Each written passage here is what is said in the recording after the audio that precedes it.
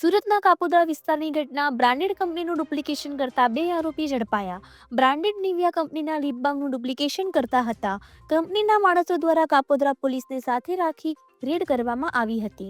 કાપોદ્રાની સર્વોપરી સોસાયટીના મકાનમાં ચાલતો હતો વેપાર. 1,57,00,000ની કિંમતનું ડુપ્લિકેટ લિપ બામ પોલીસે કબજે કર્યું. કાપોદ્રા પોલીસે બંને આરોપીની ધરપકડ કરી.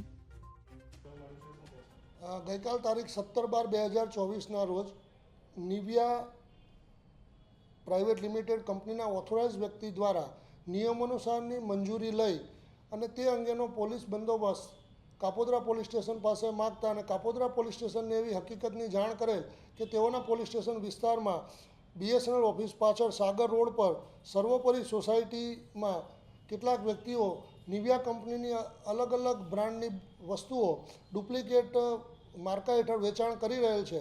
જે અનુસંધાને કાપોદ્રા પોલીસ સ્ટેશન દ્વારા બંદોબસ્ત આપવામાં આવેલ અને અલગ અલગ નિવિયા કંપનીની બોટલોનો અંક 790, કુલ કિંમત ₹1,57,210નો મુદ્દામાલ કબજે કરવામાં આવેલ છે અને કોપીરાઇટ એક્ટની વિવિધ કલમો હેઠળ ગુનો રજીસ્ટર કરવામાં આવેલ છે.